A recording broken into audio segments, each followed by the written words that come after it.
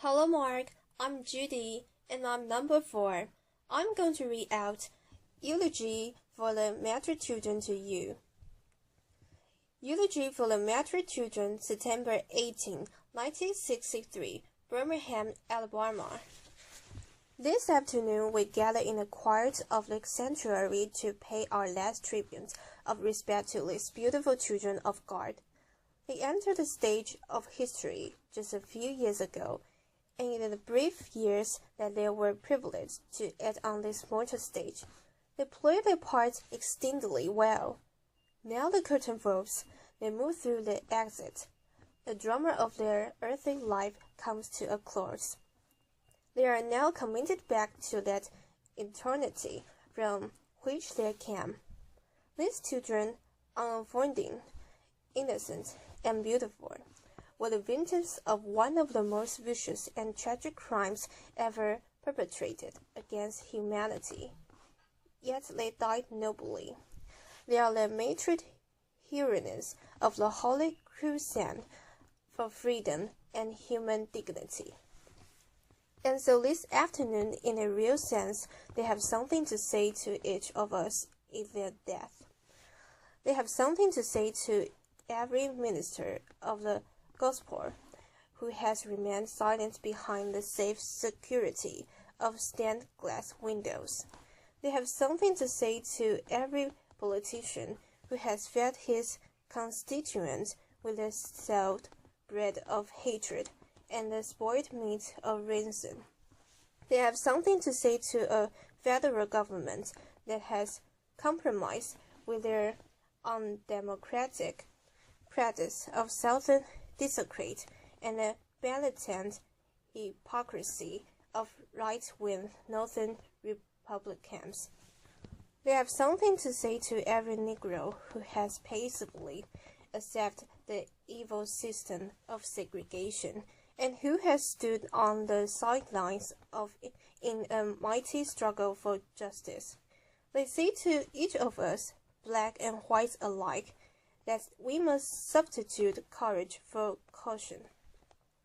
They say to us that we must be concerned that not merely about who murdered them, but about the system, the way of life, the philosophy which produced the murderers. Their death says to us that we must work patiently and unrelentingly for the realization of the American dream. And so, my friends, they did not die in vain. God still has a way of winning good out of evil. And history has proven over and over again that unmerited suffering is redemptive. The innocent blood of these little girls may well serve as a redemptive force that will bring new light to this dark city. The Holy Scripture says, "A little child shall lead them." The death of these little children may lead our whole Southland from the low road of man's inhumanity to the high road of peace and brotherhood. This tragic death may lead our nation to substitute an aristocracy of character for an aristocracy of color. The spilled blood of these innocent girls may cause the whole citizenry of Birmingham to transfer the negative extremes of a dark past into a positive extremes of a bright future. Indeed, this tragic event may cause the white South to come to terms with its conscience.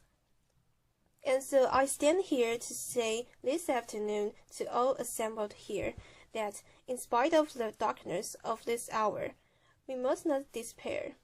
We must not become bitter, nor must we harbor this desire to retaliate with violence. No, we must not lose faith in our white brothers.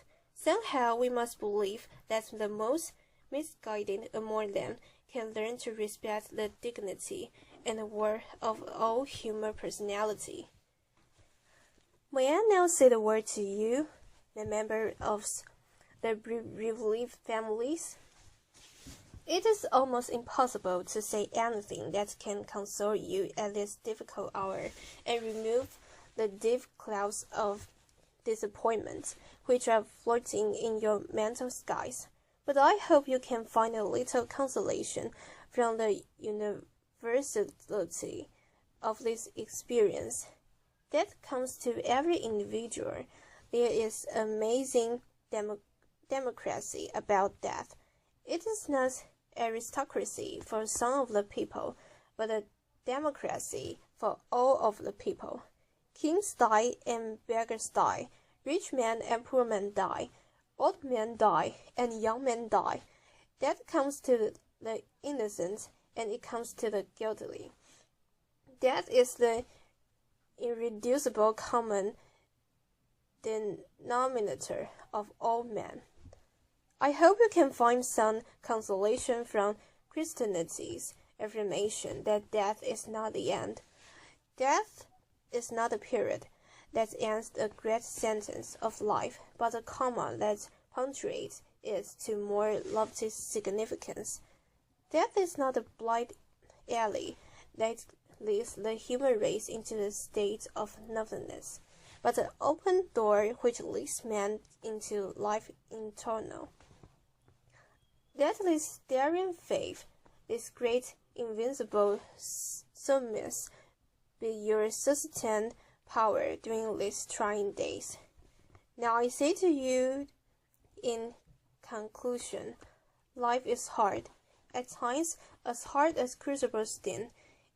It has its bleak and difficult moments. Like the ever-flowing waters of the river, life has its moments of drought and its moments of flood. Like the ever-changing cycle of this season, life has the smoothing warmth of its summers and the pursuing truth of its winters. And if one were held on, he would discover that God works with him, and that God is able to lift you from the frantic of despair to the buoyancy of hope, and transfer dark and desolate valleys into sunlit paths of inner peace. And so today, you do not work alone. You gave to this world wonderful children. They didn't live long lives, but they lived meaningful lives.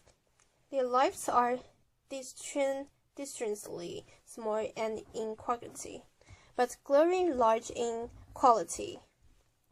And no greater tribute can be paid to you as parents, and no greater epitaph can come to them as children than when they died and what they were doing when they died. They did not die in the dives and the dens of Birmingham, nor did they die discussing and listening to the filthy drugs. They died between the sacred walls of the Church of God, and they were discussing the internal meaning of life, love. This stands out as a beautiful thing for all generations.